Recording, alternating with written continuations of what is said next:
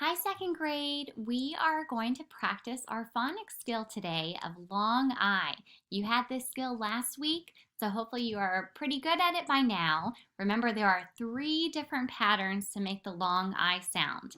So if you look on my screen, I have the first pattern, which is just an I. So that seems a little strange because usually with just one vowel, it would make the short sound, and it would need the magic E to make the long vowel sound. But some words just have an I, and so now you know that you could always try a long I even if you don't see a magic E. The second pattern is a little funny because there are two consonants that don't make a sound, I, G, and H. So when you see those 3 letters together, know that just the first I makes the long I sound. And finally, we can use the letter Y to make the long I sound. Earlier, we have learned that Y can make the long E sound, and usually at the end of a word, well, if it doesn't make the long E sound, give it a try with the long I.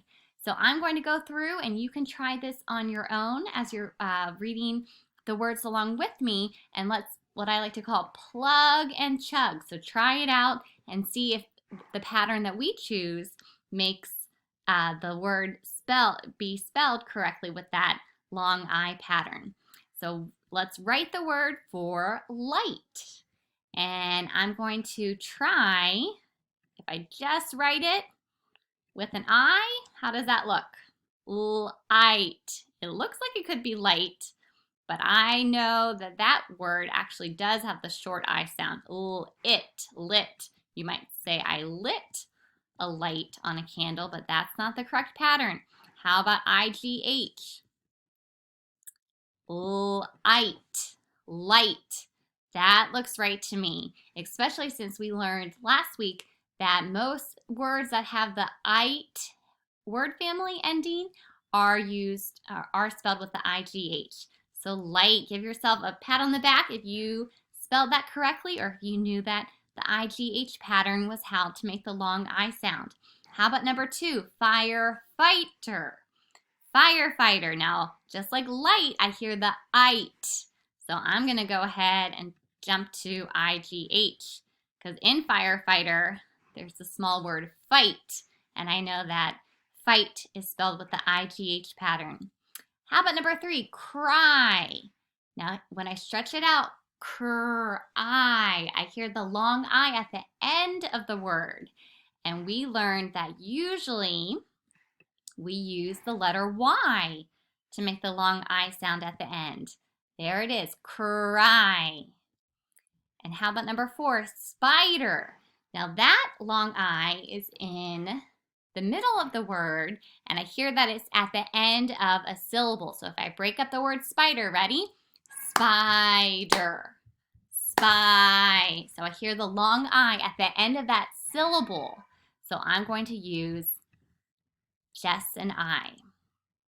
Now, I noticed that in the word spider, that first syllable, spy, actually is another word, the word spy, like I'm going to sneak around and spy on what my friend is doing, and that actually would be spelled with a Y. However, when it's in the word spider, it doesn't have to do with the word spy, and it's spelled with just the I. So play around, just like we learned that good strategy of trying to spell a word. For example, I know I've seen the word spy end with a Y, but if I tried just the Y in the word spider, would that look right? Have I read it in a book like that? No. So it's with the long I.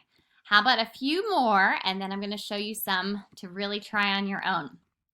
Number 5 says tiger. So there's a word with 2 syllables. Ready? Tiger. Tiger. So I'm going to try just the I when it ends the one of the syllables in the word. So tiger. How does that look? There's my I. Tiger. Okay. How about, let me just make sure I got this. Lighthouse. Now there's a compound word made up of 2 words, light And house, lighthouse. So I can think about, well, how do I spell the word light? And again, just like we saw on the word light, like for a light bulb, we need the IGH pattern, lighthouse. How about butterfly? That also is a compound word, butter and fly, butterfly. So fly, just like cry, uses a Y at the end of the word. So a lot of times you can think about spelling patterns in other words to help you spell new words. And here is the word night. We have a silent K in the beginning. Night has the I, long I, and then the T sound. So let me try the pattern that is usually long I with a T, which is the IGH. Night. That looks right to me.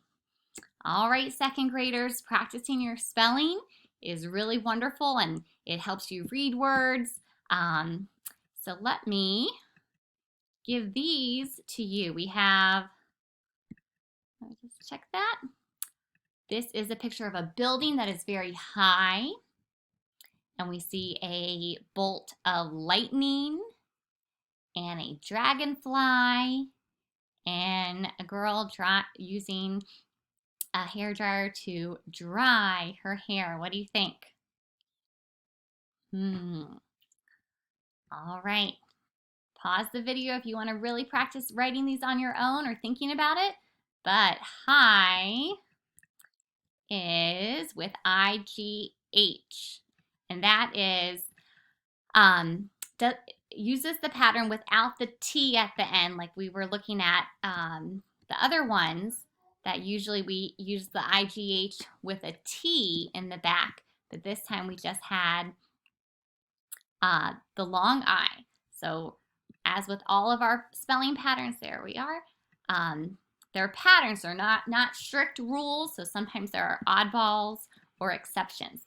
And lightning uses the IGH. Thinking about little word parts, lightning. This one I had to do a spelling correction, so I'm not going to put it on top.